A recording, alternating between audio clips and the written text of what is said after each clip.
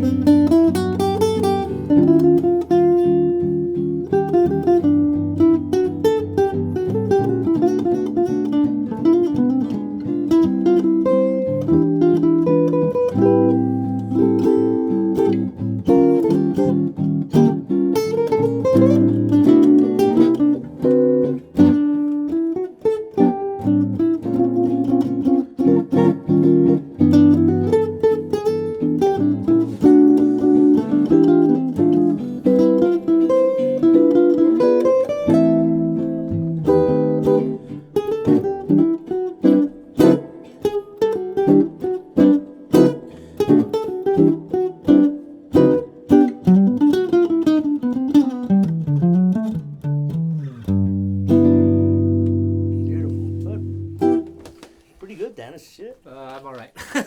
Thank you. Hey, everyone. We're in the studio in Jimmy Bruno's home where we're going to talk about politics, religion. Right? My favorite topic. Yeah. It's very, very family-friendly interview. And we just filmed an instructional video that's available for DC Music School. Today we're in November. I don't know when we're going to release the lessons, but this was filmed in the past and you're watching it in the future. And thank you so much for doing this, Jimmy. It's been a pleasure. I had fun. Yeah, man. And I really enjoyed your jokes. And actually, I've been listening to you since I think I was 15 or 14 years old. Wow, so, that's what's wrong with you.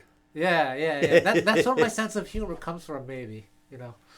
Basically, I want to talk to you about maybe ask certain questions about your playing or just your music career, things about music culture as it is today, how it's changed. I'm especially interested in history. Can you actually talk to me about how it was learning music when you were young versus what your observations of what it is today?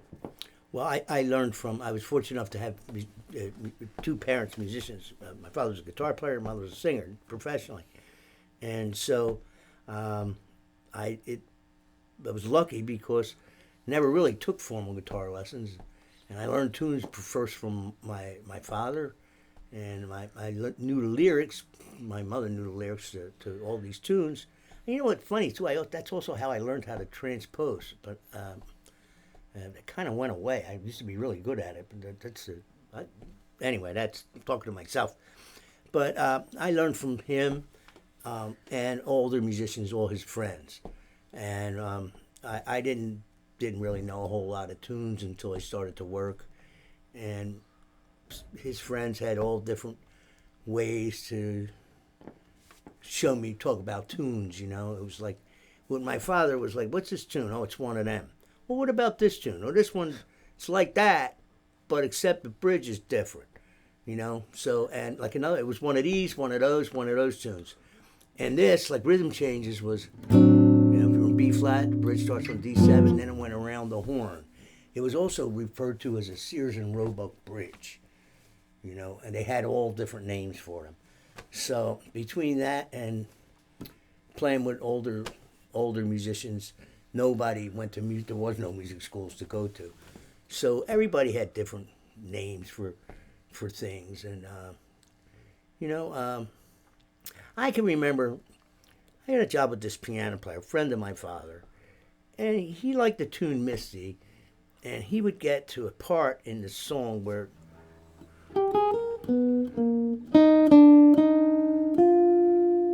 here, and he'd play this chord. And then here. Instead of the B flat, he'd play an E, right? And he would look at me, because by this time of the night, he was messed up. You know, pills, vodka, whatever he was drinking, he'd just look at me like that. And, you know, and I didn't know what chord it was, you know? So I went home and I found it. I mean, I couldn't wait to go back there next night. And he looked at me and I went, and he went, ah. So I says, Johnny, what is that chord? And he played, it was altered. Okay? And he said, it's like an E7 with hair. And that meant he altered, if he raised the ninth and flatted the ninth and the fifth, flatted it, and he altered every note. And he said, so to me, when I hear a tritone substitution, to me it's the face chord, because of him looking at me, and this is now an E7 with hair, and altered chord. You know, so I mean, that's how I really learned about music. That's how I learned tunes, little piece at a time. I was lucky. So in those days before jazz education became quote unquote formal, I guess a lot of musicians were learning that way through the community, versus now, I guess starting maybe from the 70s, people started talking about chord scale relationships. Right. Can you talk about that, like the difference? And yeah, I never could play music that way. It just didn't. I didn't like the way it sounded. It sounded. I don't want to use the word academic like it's a bad thing. It just didn't sound like jazz to me. It didn't sound like Charlie Parker. It didn't sound like Miles Davis. You know, so I actually learned by trial and error, ear. You know, I know how to play the scales on the guitar, but that's because same reason a violin player practices scales, so he could play the instrument. It never occurred to me I'm learning this to put this scale over a certain chord. I mean, now that, you know, they're even inventing scales now, because Charlie Parker played this, that lick, and so now they're going, it's a bebop major scale. Wait a minute, Charlie Parker didn't know, it wasn't around then. And the other one, another one, they call that some bebop something, you know, and it's because it makes the chord tones fall on the strong beats. Well, I mean, how you got time to think about what's the strong beat? How are you going to play like that? You can't play like that, you know. So I'm glad that I didn't learn that way, you know. I'm not a fan of the real book either. I learned tunes by ear or asking questions. Or playing with somebody else and guys, no, you played the wrong chord there. It's really not this chord. It's this other chord. And for example, Harlow's Here to Stay. I was on the road with Buddy Rich Band. Lead alto player, Joe Romano. Do you know this tune, kid? Yeah. And I went. And she says, something wrong with that chord. I said, well, what is it? What's wrong with it? He says, I don't know. And then he tried to play on the saxophone. He played this.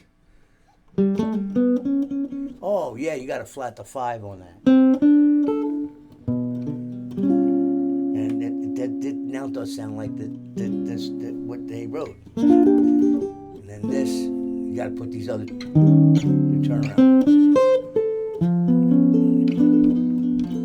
So I was lucky to play with better guys that were really seasoned jazz musicians. You know, you can't learn this stuff in school.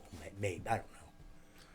Well, speaking of which, when you're looking at chords like that, in those days before people had those books and everything, how did you guys discuss changes? Did you discuss changes? Because there are many ways to play the same song sometimes, but nowadays there's only one way. Can you talk a little bit about that? Well, what's funny is, all the years I've been playing, there's a great saxophone player in Philly named Larry McKenna. Oh, there's so many great musicians here. I played Bobby Watson. Not anybody ever said to me, oh, that's E Phrygian there, or use a Lydian. No, it would be, they'd play it and say, oh, you got that? That's the chord. Oh, okay, so you want this chord. Yeah, that sounds right. Oh. Yeah, so it's not, nobody said Lydian dominant, I think that's what they call that. So I don't know. I was really lucky. I taught in University of the Arts, community college. Community college, they left me alone. University of Arts, they had syllabuses and stuff like that. And I don't know. I just couldn't take the academic side of it. And those kids, I mean, very few of them went into music full time. They woke up and became other things. One guy taught a guy I hadn't seen since he was a kid. He's now a psychologist. I run into these kids years later. None of them went into music, which is kind of good because music business is very, very difficult these days. Not like it was when I was coming up. But it seems that when you were younger, you had the opportunity to play all the time, every day. That was kind of your music school, but that doesn't exist anymore in that way. And that's the only reason to go to music school is because you can get to play with other students or maybe other faculty members, and because there's no jam sessions anymore. I mean, it's very hard to find them, and they're usually not nice the way they used to be. They become cutting sessions, but that's not around anymore, so it's a good reason to go to play with other students because the people you meet in music school, if there is a business by the time you get out, you'll be working with those guys, I mean, that's the way it seemed like in the 70s, guys that went to music school, they were still working with other guys that they went to school with, even to this day. The bass player, he's like my favorite bass player, Craig Thomas. He's like, I think he's in 72 or 73. He's still playing with those guys he went to music school with. It's us, so that's a good reason to go. It's the only reason I can think of that's good. Then what would you say about, if we talk about, just for me anyway, I think when I listen to a group, I think the rhythm section is super important. And what are your thoughts on this? What are your thoughts? I guess there's a tendency among a lot of young drummers and bassists to be doing all these substitutions, polyrhythms and fills, and copying every rhythm that you do. What are your thoughts on people? That's a good question. It's really hard to find a piano player that can play with a guitar player. And in my whole lifetime, I've only met 5 tops. And so that's why a lot of times I play with a trio, because you can't get these good musicians all the time because everybody wants to play with them because they know how to play. They don't step all over you. There's piano players, of course, they got 10 fingers. They put every note in every chord. That's no fun. And they don't listen to what you're playing. The other thing is you got to get the right bass player and a drummer. You have to get, what I like is a bass player that plays on top of the beat and a drummer that plays on the beat, the ride cymbal. To me, that's an ideal rhythm section. And I've been lucky to find guys like that. Craig Thomas is my favorite. I've played the most with him. He knows what substitution I'm going to play, when I'm going to play it, like osmosis. And we just played. We had several really good drummers, and one we haven't played with in a long time is Byron Landon. Played with Joey DiFrancesco for years. And sometimes I've played with Byron, and he has a tendency to play too much. Very good drummer. But when he played with Craig, man, it was they locked that time in, and it was perfect. It was really perfect. I don't like busy drummers, or like you said, if you play rhythm, they a rhythmic figure, then they're imitating it, and they beat it to death. That just makes me want to not play the guitar, pack up and go home. Have you ever been in situations where maybe I don't know, when you went to jam session, you had to play with people? How did you deal with that? Or you just stop playing? Or well, I didn't stop playing or walk off the stage because I wasn't good enough to do that. So I just lay out. That's the other thing too. Sometimes with a piano player, I played with this guy at Summers Point named Rick Germanson. He plays a lot with Russell Malone. There's no reason for me to comp when he's soloing. He's comping with his left hand, and he's there's no, and plus, Russell knows his playing good, but I noticed Russell didn't comp either. So we just stood there like two tenor players and listened to him play. Once in a while, Russell played a couple chords. That. I noticed the musicality that you guys were all paying attention to each other. Yeah, and we never played together. Never played together before. It's amazing. And they did a beautiful duet, Dreamsville, Henry Mancini tune, and with all gorgeous. They've played it before together, So I had as much fun listening to those guys play as playing myself, And it doesn't happen often enough, It's hard to travel these days with your own musicians. It was hard then when it was good, and so, I've been lucky though. I went to China and played with two Chinese bass player and a drummer from New York City, and they played just great. There's other places where it's not been so good. I remember one time me and Jack Wilkins, we took this gig in Michigan, way up the top of the state. That was the gig that paid all the money. But there was a really shitty gig in the middle of Holland, Michigan. Okay? And the booking agent, I said, man, I don't want to play. I don't do it. He says, well, what do you want to do? He says, you guys are going to be on the road. You're going to pay for a hotel that night. And he says, and you're not going to make any money in the hotel. You're probably going to drink your ass off and order a pizza. Or you could go to this little club here and, make $250 each. Okay, so we do it. And then here it comes. But you have to use the bass player and the drummer that are friends of the owner. There's always that but. Okay, perfect. So we get there. We asked the guy to get Fender twin amps, okay? And so he says, well, I couldn't find Fender twins, but I found these. They were two Princeton amplifiers with broken speakers. Okay, this is like the gig from hell.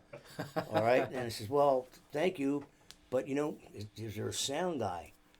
Well, no, but I know a guy who teaches audio engineering at the college.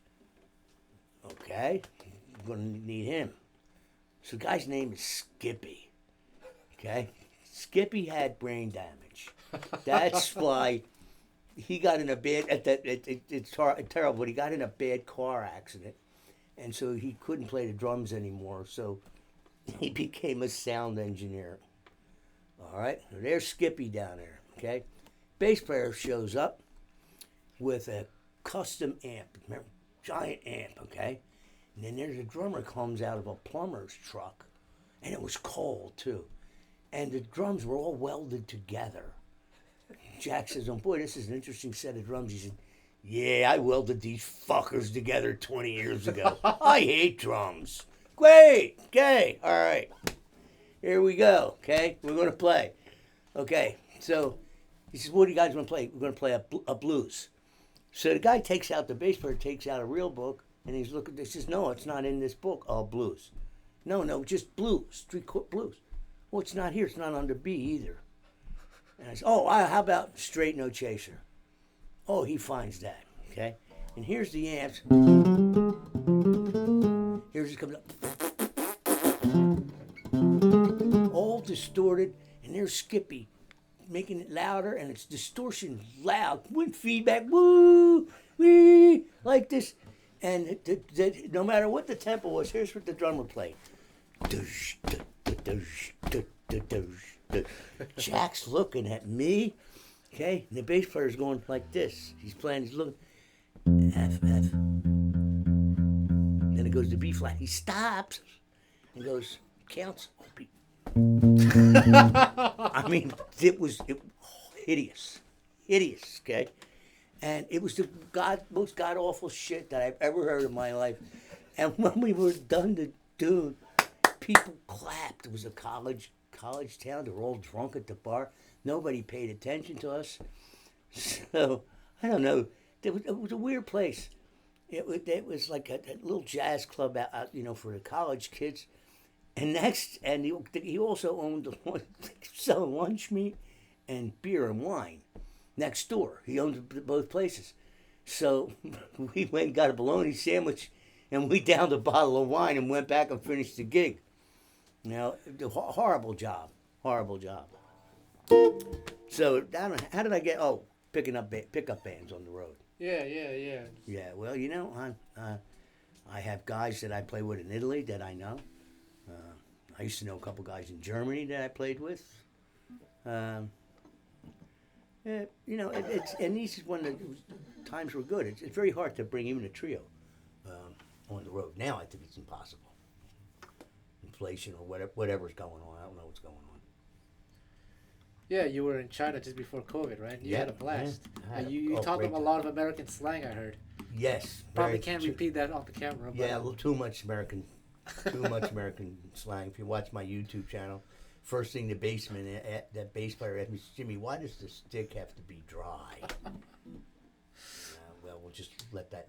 You have to watch anyway. Watch his YouTube channel. Yeah, anyway, check out this. You learn a lot about that. Yeah, check out this video that we just did. It's really good and it's different. It's not the usual, here it's written in stone. Here's the way I do it, and this is the only way. This is very different, and I had a good time doing it. 'Cause the whole different approach.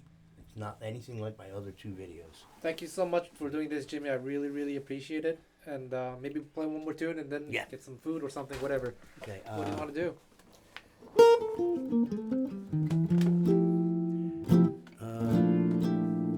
I can just play rhythm though. I don't need to solo.